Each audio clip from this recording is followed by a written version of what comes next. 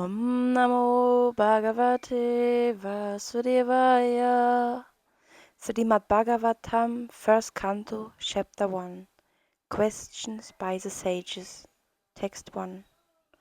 O my Lord Śrī Kṛṣṇa, Son of Vasudeva, O all-pervading personality of Godhead, I offer my respectful obeisances unto you. I meditate upon Lord Śrī Kṛṣṇa because he is the absolute truth and the primeval cause of all causes of the creation, sustenance and destruction of the manifested universes. He is directly and indirectly conscious of all manifestations, and he is independent because there is no other cause beyond him.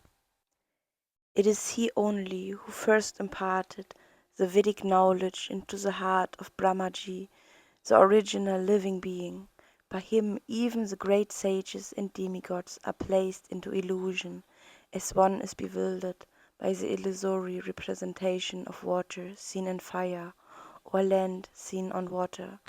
Only because of him do the material universes, temporarily manifested by the reactions of the three modes of nature, appear factual, also they are unreal.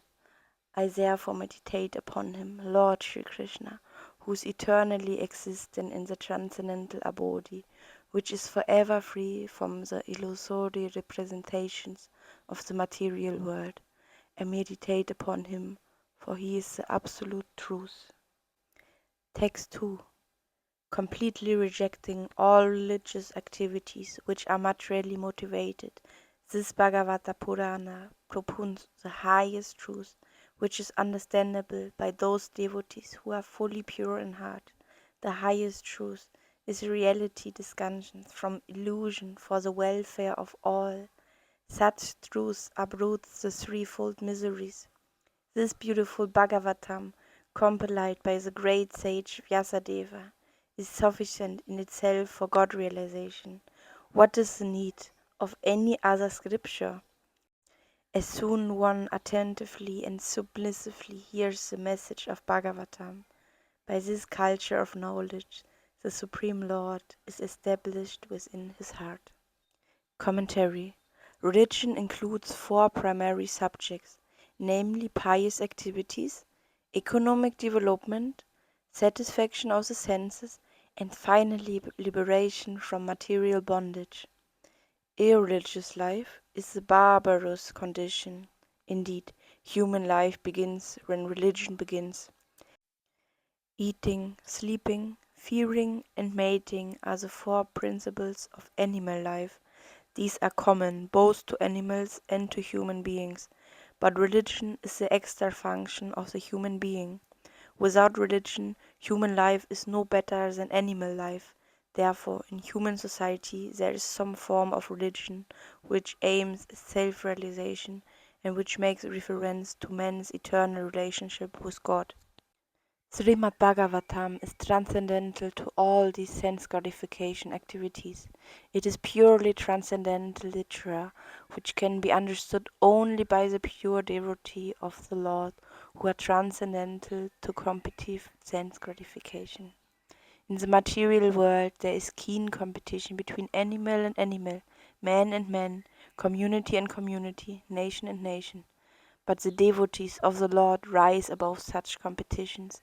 They don't compete with the materialistic, because they are on the path back to Godhead, where life is eternal and blissful. Such transcendentalists are non-envious and pure in heart. In the material world, everyone is envious of everyone else, and therefore there is competition. But the transcendental devotees of the Lord are not only free from material envy, but are well-wishers to everyone, and they try to establish a competitionless society with God in the center.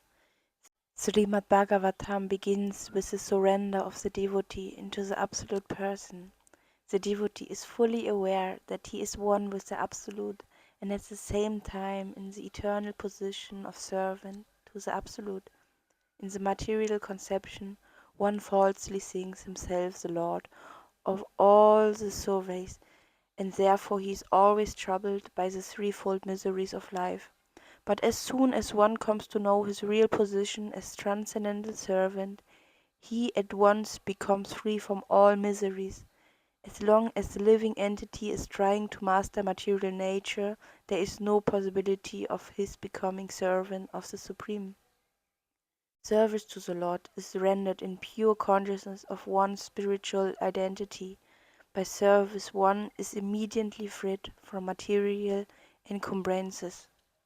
Śrīmad Bhāgavatam was written in the maturity of his spiritual life through the mercy of Narada. Sri Vasudeva is the authorized incarnation of Narayana, the personality of Godhead. Therefore, there is no question as to his authority.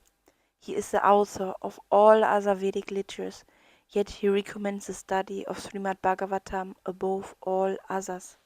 The Supreme Lord is a total body, and the demigods are the different parts of that body. Consequently, by worshipping the Supreme Lord, one does not need to worship the demigods, and the Supreme Lord becomes fixed in the heart of the devotee immediately. The proper method for receiving this transcendental message is to hear it submissively. A challenging attitude cannot help one realize this transcendental message. One particular word is used herein for proper guidance. One must be anxious to hear this transcendental message. The desire to sincerely hear is the first qualification. Less fortunate persons are not at all interested in hearing this Śrīmad Bhāgavatam. The process is simple, but the application is difficult.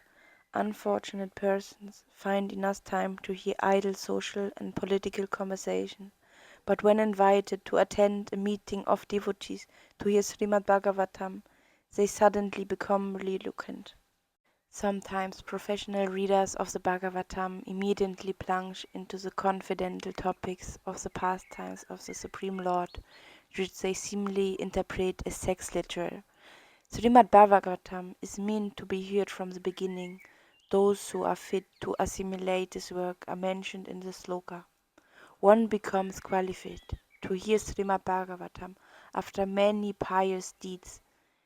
The intelligent person with thoughtful discretion can be assured by the great sage Vyasadeva that he can realize the Supreme Personality directly by hearing Śrīmad Bhāgavatam, without undergoing the different stages of realization set forth in the Vedas.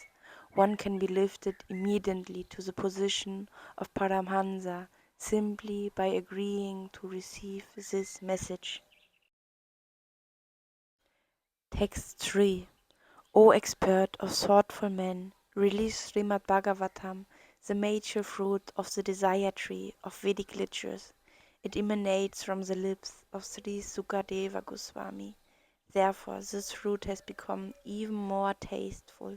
Also, its nectarian juice was already relishable for all, including liberated souls.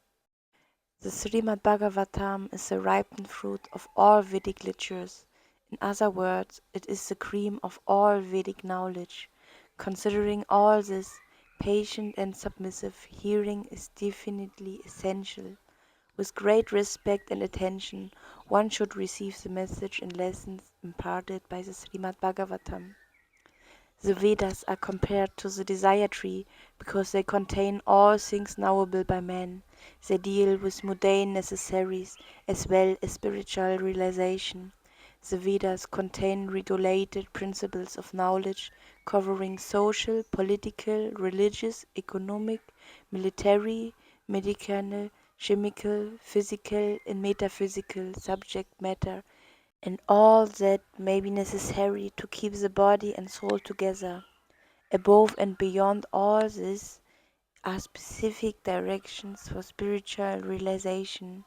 Regulated knowledge involved a gradual raising of the living entity for the spiritual platform, and the highest spiritual realization is knowledge that the personality of Godhead is the reservoir of all spiritual tastes or rasas.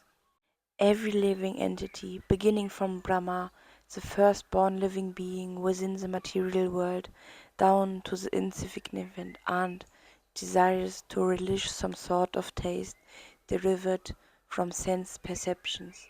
These sensual pleasures are technically called rasas.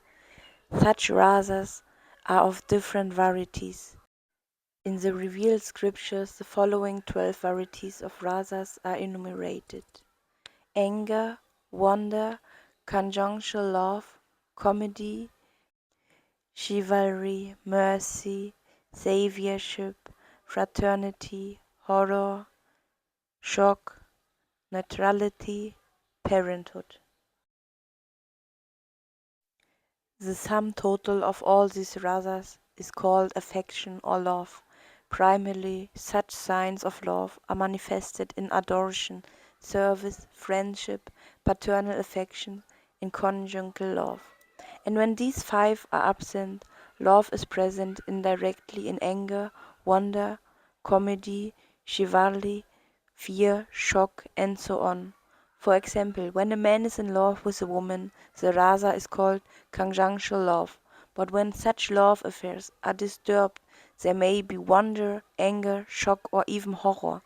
Sometimes love affairs between two persons culminate in ghastly murder scenes. Such rasas are displayed between man and man, between animal and animal. There is no possibility of an exchange or rasa between a man and an animal, or between a man and any other species of living beings within the material world. The rasas are exchanged between members of the same species, but as far as the spirit souls are concerned, they are one qualitatively with the Supreme Lord. Therefore, the rasas were originally exchanged between the spiritual living being and the spiritual whole, the Supreme Personality of Godhead. The spiritual exchange or rasa is fully exhibited in spiritual existence between living beings and the Supreme Lord. The Supreme Personality of Godhead is therefore described in the Shruti mantras, Vedic hymns, as the fountainhead of all rasas. When one associates with the Supreme Lord and exchanges one constitutional rasa with the Lord, then the living being is actually happy. These Shruti mantras indicate that every living being has its constitutional position, which is endowed with the particular type of rasa to be exchanged with the personality of Godhead. In the liberated condition only, this primary rasa is experienced in full. In the material existence, the rasa is experienced in the perverted form, which is temporary, and thus the rasas of the material world are exhibited in the material form of Radra, anger, and so on. Therefore, one who attains full knowledge of these different rasas, which are the basic principles of activities, can understand the false representations of the original rasas, which are reflected in the material world. The Supreme Lord's pastimes are more attractive to liberated souls than to mundane people. He is of necessity not impersonal, because it is only possible to carry on transcendental rasa with a person. In the Śrīmad Bhāgavatam, the transcendental pastimes of the Lord are narrated, and the narration is systematically devised by Srila Sukadeva Goswami. Thus, the subject matter is appealing to all classes of persons, including those who seek liberation and those who seek to become one with the Supreme Whole. The subject matter is so presented through the lips of Srila Sukadeva Goswami that any sincere listener that hears submissively can at once relish transcendental tastes which are distinct from the perverted taste of the material world. The ripened fruit is not dropped all of a sudden from the highest planet of Krishna Loka. Rather, it has come down carefully through the chain of disciplic succession without change or disturbance.